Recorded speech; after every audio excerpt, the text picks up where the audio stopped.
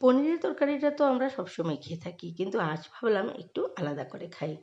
তাই পনিরটা আমি একটু আলাদা করে রান্নাবান্না করলাম। আর ঘরে ছিল ছোটো আলু। ভাবলাম ছোটো আলু যখন আছে তাহলে এই তো আলুটা দিয়েই পনিরটা রান্না করব। আর মেয়েরা খেয়ে বলছিল, মা কী পনির বানিয়েছো, খুব ভালো হয়েছে, আজ পুরো আলাদা হয়েছে। আমি বললাম, ঠিকই, আজ একটু আলাদা করেই বানিয়েছি। আর যেহেতু শনিবার, তাহলে নিরামিষ রান্নাবান্না করব, তার সাথে তো ডাল লাগবেই। আমি আবার মুগ ডালটা কাঁচাই সবসময় রান্না করে থাকি। তাহলে তোমরা ভাবতে পারো কাঁচা আবার কীভাবে রান্নাবান্না করা হয়।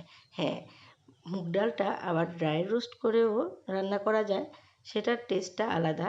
আর এমনিতেও মানে ড্রাই রোস্ট না করেও রান্না করা যায়, সেটার টেস্টটা আবার একটু আলাদা। তোমরা দেখতেই পারলে প্রথমে জিরে ফোড়ন দিয়ে গুটি আলুগুলোকে, যেগুলো আমি সিদ্ধ করে রেখেছিলাম, সেগুলো একটু হালকা ভাজা করে নিলাম।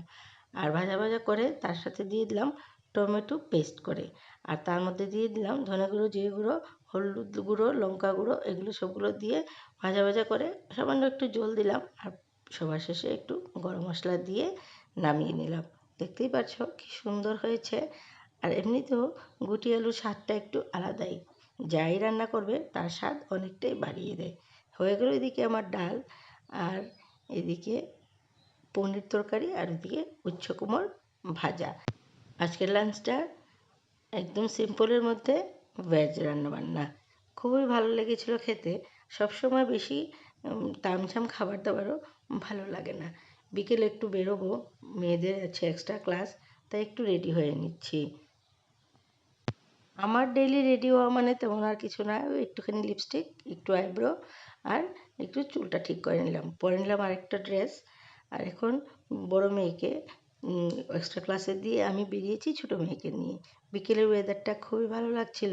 এইদিকে কোকিল তো ডাকছে, বসন্তকালের বিকেল মানেই তো কোকিল ডাকাডাকি। তাই আমি ছোটো মেয়েকে নিয়ে একটু বেরিয়ে গেলাম। বললাম, চল একটু হেঁটে আসি। দেখতে ভালোই লাগছিল। যেতে যেতে হঠাৎ শুনছি গান। আমার ছোটো মেয়ে বলছে, মা গান চলছে, মনে হয় এইদিকে আশেপাশে কিছু আছে।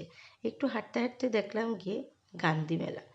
গান্ধী মেলা না, সবাই বলছে এটা গান্ধী মেলা, কিন্তু গান্ধী মেলা না, এটা ছিল ছোট্ট একটা মেলা, যেটা গান্ধী মেলার মাঠে এসেছে।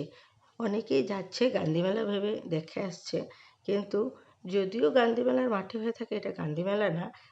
এটাতে তেমন কিছু আসেও নি, ওই দুই একটা চরকি আর ওই দুই একটা মানে কিছু আইটেম এসেছে, আর দোকানও খুব কম। খুব ছোট একটা মেলা, এখনও গান্ধী মেলা বসার অনেকটাই বাকি। করিমগঞ্জের মেলা শেষ হবে, তারপর সেখান থেকে আসবে, তারপর গান্ধী মেলাটা বড় হবে।